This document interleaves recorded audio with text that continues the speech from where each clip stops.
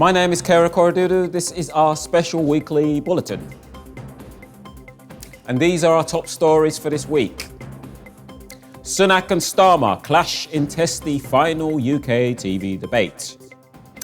Biden-Trump clash at first presidential debate of 2024 election. Kenya's young protesters plot next moves after dramatic tax win.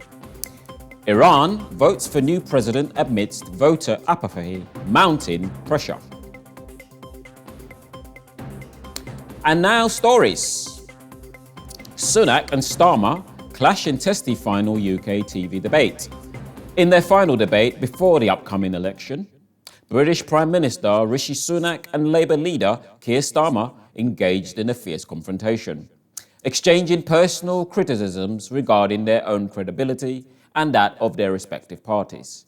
As the Conservatives, led by Sunak, find themselves trailing behind Labour by approximately 20 points in the polls, the Prime Minister took a proactive stance by accusing Starmer of lacking transparency on matters such as migration, tax policies, and women's rights.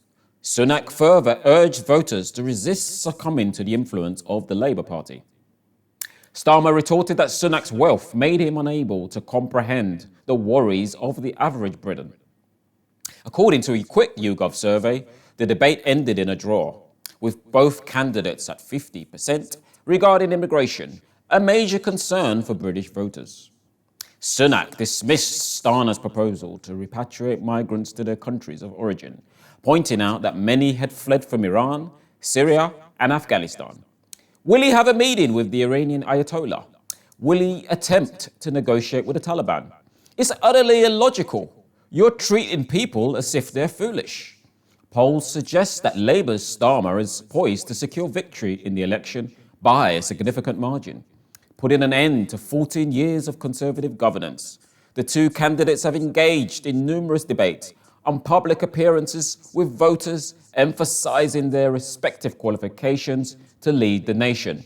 Starmer has contended that the nation is weary after enduring 14 years of Conservative disarray, asserting that he is better equipped to address the difficulties faced by numerous families grappling with skyrocketing inflation and a crisis in the cost of living. Biden-Trump clash at first presidential debate of 2024 election. US President Joe Biden and former President Donald Trump engaged in a heated debate on Thursday night, discussing various topics such as the US economy, foreign relations, and immigration from Mexico. Trump criticized the state of the nation, calling it a third world nation, and expressing his disappointment.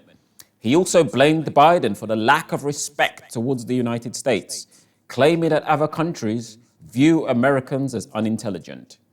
Biden, on the other hand, criticized Trump's presidency, calling him the worst president in American history. Despite the lack of clear policy positions from both candidates, Biden's communication difficulties were highlighted during the debate.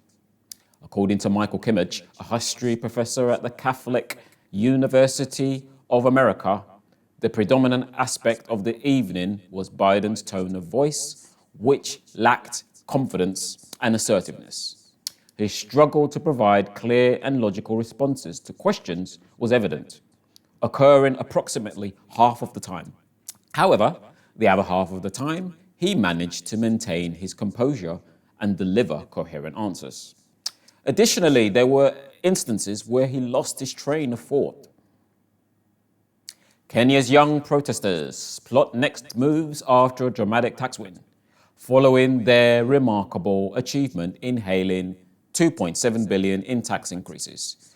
Youthful Kenyan advocates are now aiming for more ambitious goals by targeting entrenched corruption and mismanagement.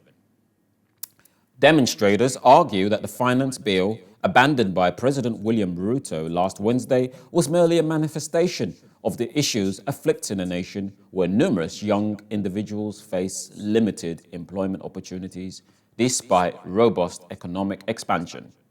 The mobilization of Kenyans in this movement is unprecedented, transcending ethnic and regional boundaries and rejecting traditional political leadership.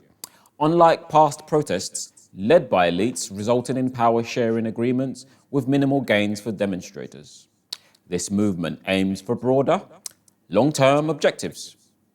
Moving forward, protesters must focus on sustaining unity and momentum, as well as determining their response to Ruto's vague offer of dialogue made on Wednesday.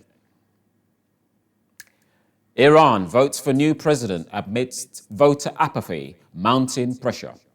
On Friday, Iranians participated in the election to select a new president after the unfortunate demise of Ebrahim Raisi in a helicopter accident.